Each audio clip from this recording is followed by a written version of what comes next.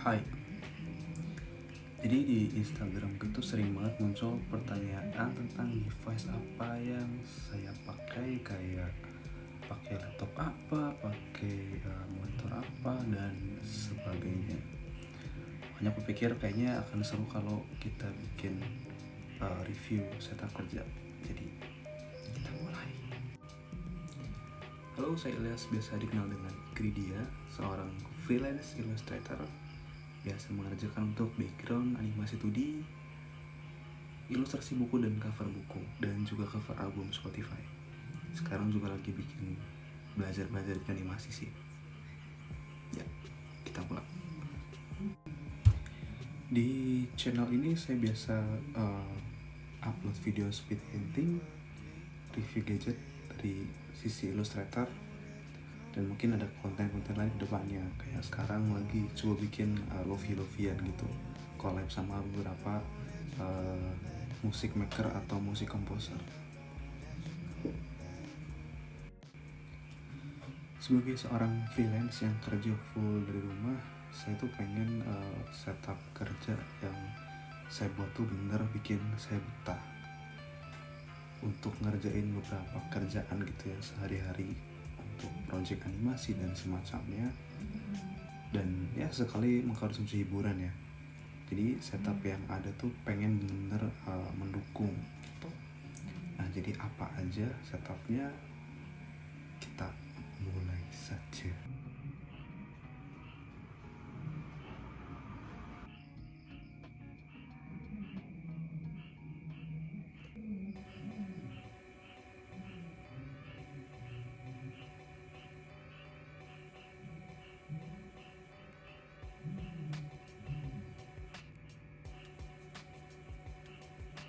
Kita mulai dari mejanya.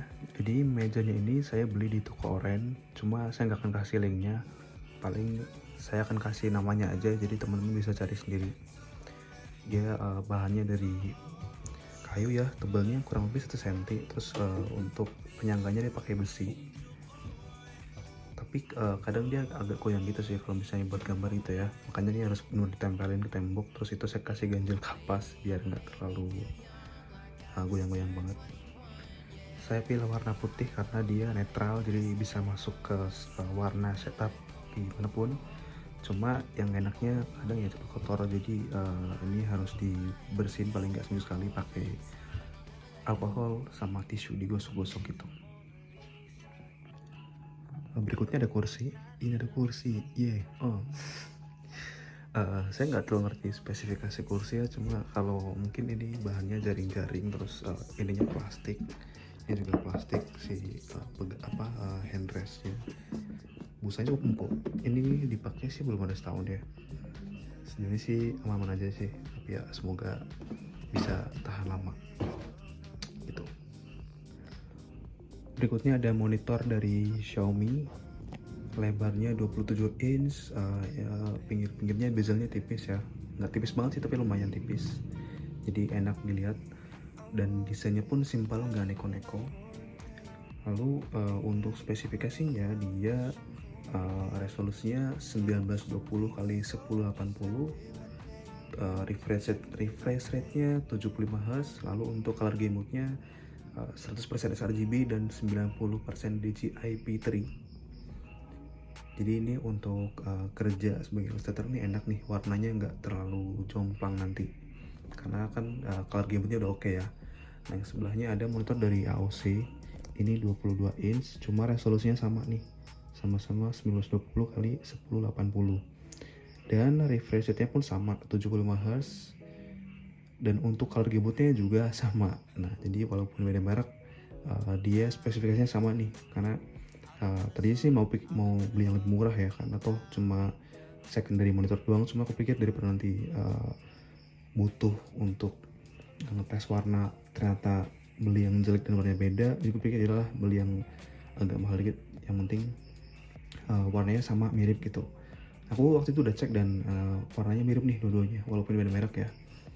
Nah, jadi untuk pembagian kerjanya nih, yang ini untuk buka Spotify sama kadang cari referensi atau nggak nonton YouTube, yang ini buat kerja gitu. Nah, ini kan kelihatan gak ada standnya ya, ini karena aku pakai ini ada table arm dari North Bayu, ada dua ya, satu untuk yang ini, satu lagi untuk yang Xiaomi. Sebenarnya ada yang dua gabung gitu sih, cuma aku pikir waktu itu belinya cuma satu karena mungkin gak akan nambah monitor, tapi ternyata butuh, jadi ya tambah satu lagi biar agak rapih ya. Nah untuk yang Xiaomi kan dia sebenarnya nggak ada mountingnya ya, mounting buat VESA buat taruh ini table armnya. Nah ini dia pakai kayak semacam holder gitu, nanti aku akan taruh gambarnya di sini nih ya. Jadi dia diikat gitu diikat ada 4 sisi gitu, jadi dia bisa dipakein table arm. Ini juga saya baru tahu dari teman di Instagram. Seperti itu. Oh ya, untuk panelnya yang ini IPS, yang ini VA. Jadi kalau monitor tuh ada IPS, VA sama TN kan. Nah ini VA itu di atasnya TN. Jadi untuk akurasi warna agak lumayan gitu, tapi secara harga lebih murah. Nah untuk harganya dua monitor ini, yang Xiaomi punya dia 2,5 juta, lalu yang ini 1,2. Cuma karena dia bagus secara harga dan speknya, dia jadi langka nih. Kalau teman-teman lihat di pasarnya sekarang tuh 1,5 ke atas, padahal harga launching itu cuma 1,2. Makanya kemarin saya ini dapat 1,2 harganya, tapi dari Banjarmasin gitu. Tapi ya seenggaknya kalau secara harga lebih murah ya, walaupun nunggunya tuh lama banget, saya takut kenapa-napa, tapi alhamdulillah nyampe dengan selamat begitu. Untuk mesinnya saya pakai Mac Mini M1 2020, dia udah pakai chip M1, RAM-nya 8GB dan storage-nya 256GB. Nah untuk portnya ini karena udah terlalu rame ya, saya malas nyepot lagi, jadi saya kasih gambarnya aja nih. Jadi di belakang Mac Mini M1 ini kita dapat ada port power, lalu ada Ethernet, 2 USB-C Thunderbolt 3 ya, satu port HDMI, sama ada USB Type A. Nah ini kan satu doang nih HDMI-nya, makanya saya hanya beli dongle lagi, namanya PX.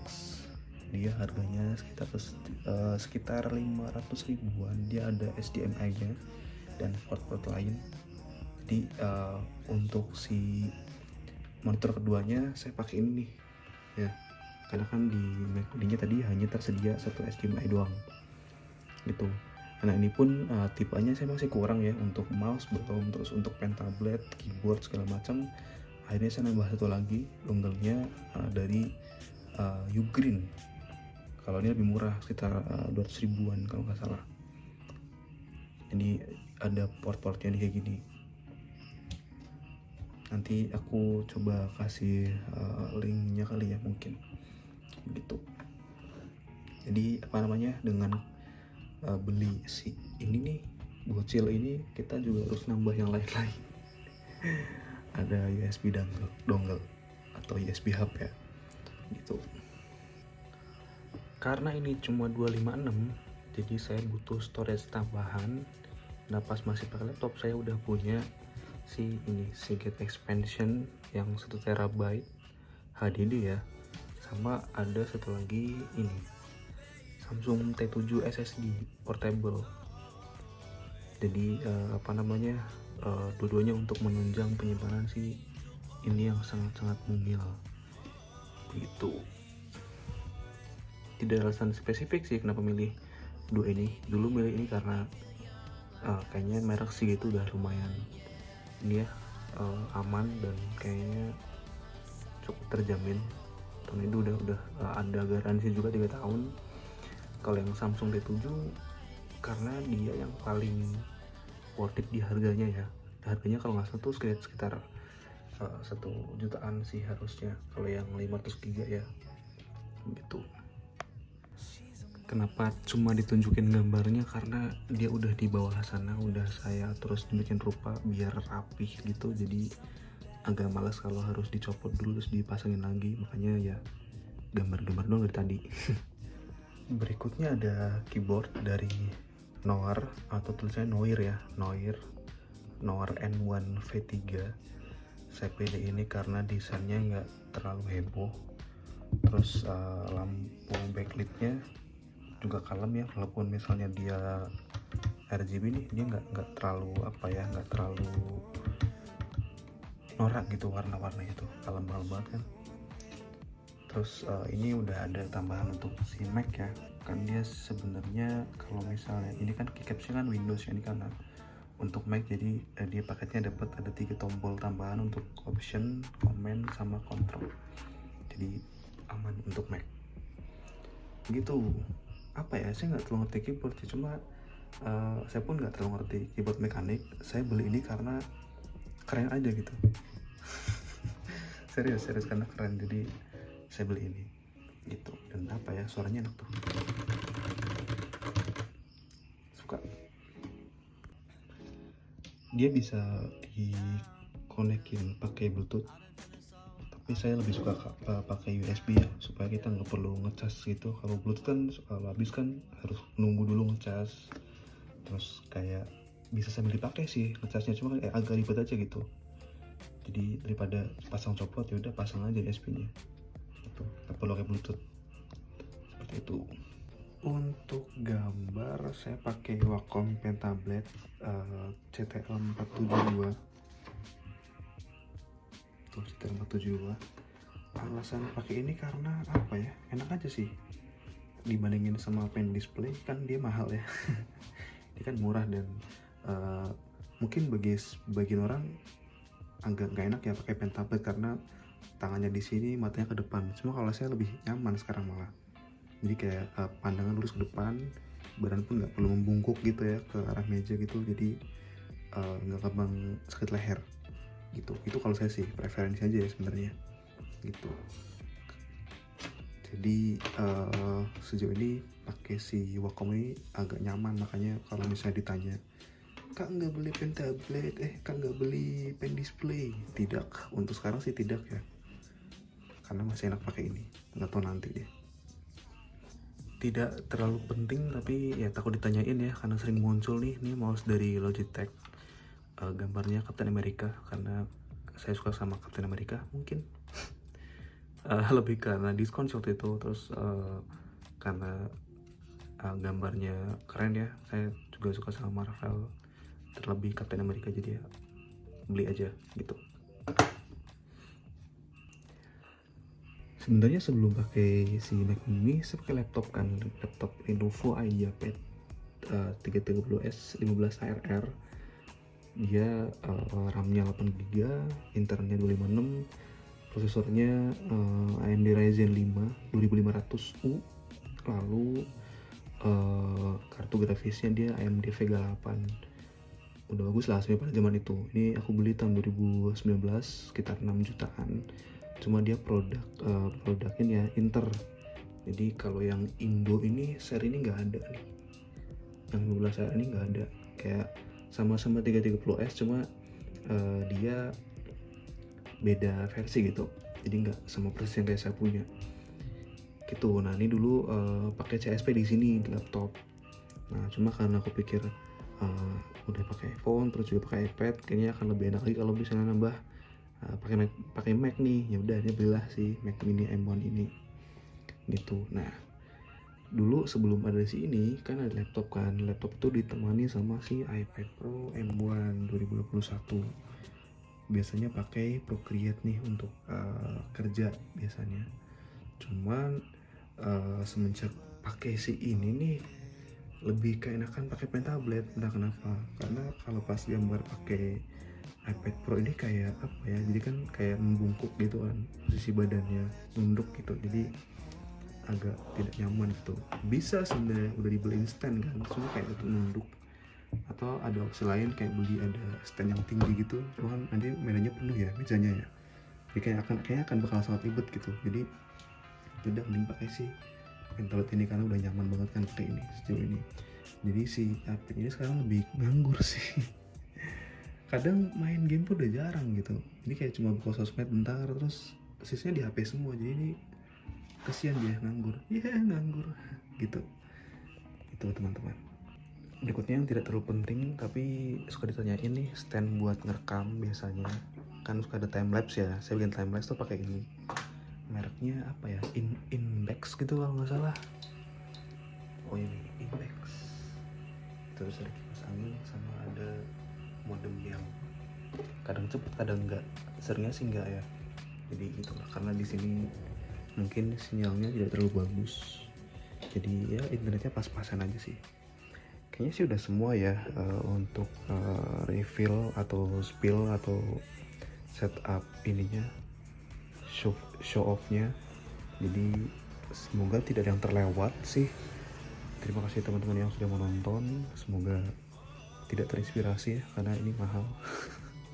Tapi semoga ini jadi apa namanya, mungkin teman-teman punya setup impian gitu ya mungkin, tapi pelan-pelan aja, nggak harus kayak gini, yang penting bisa buat kerja. Dulu saya juga cuma pakai laptop kentang, yang penting bisa buat kerja, nanti lama-lama berkembang, sering berjalannya waktu, penghasilan nambah, itu kayak bisa kembali gitu ya.